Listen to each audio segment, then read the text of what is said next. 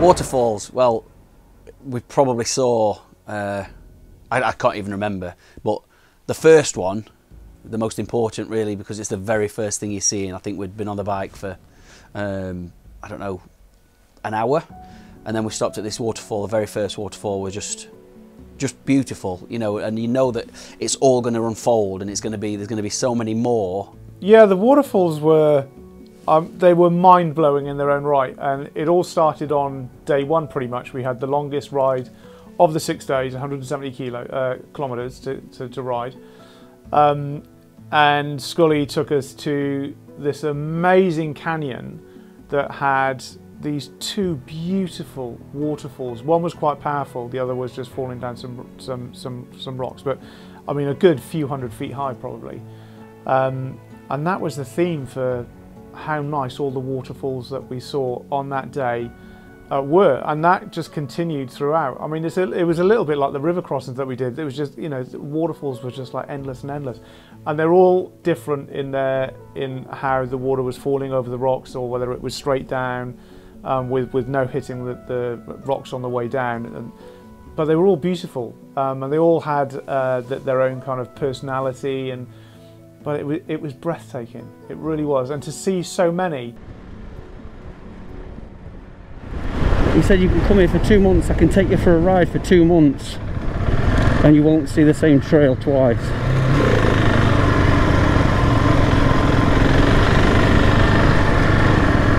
Okay, what's he showing us here then? Ooh.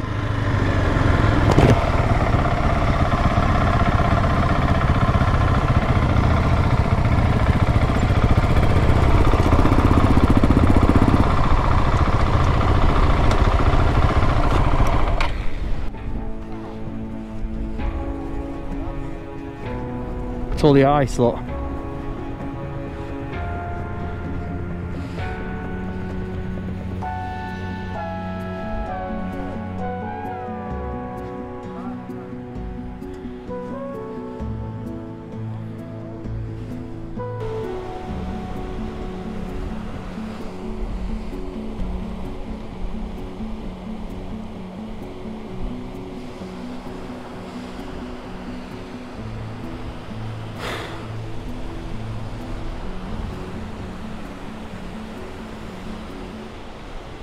So day two, the waterfall with all the turquoise waters, I was struggling like mad, because although we started the day not raining, we were so high and the clouds were so low that you're just in the cloud, and it was so fine in your eyes, and I was having to ride with the visor up because it was constantly just steaming up.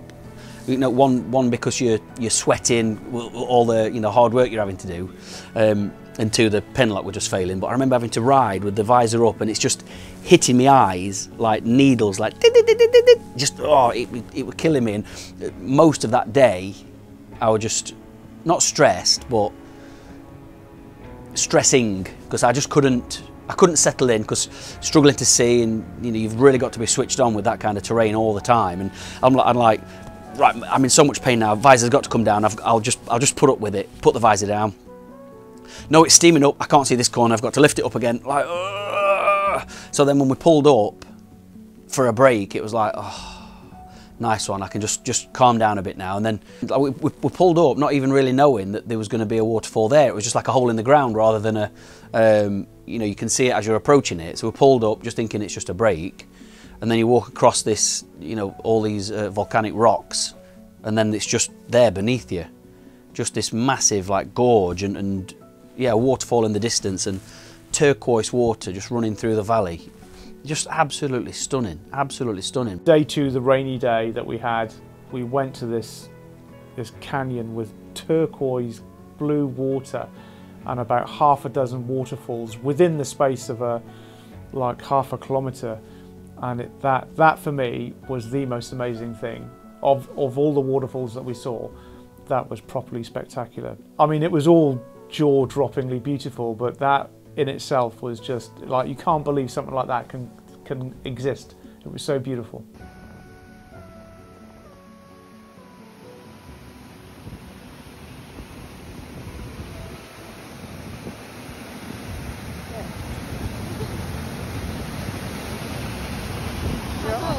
learned that that is cold water in Iceland.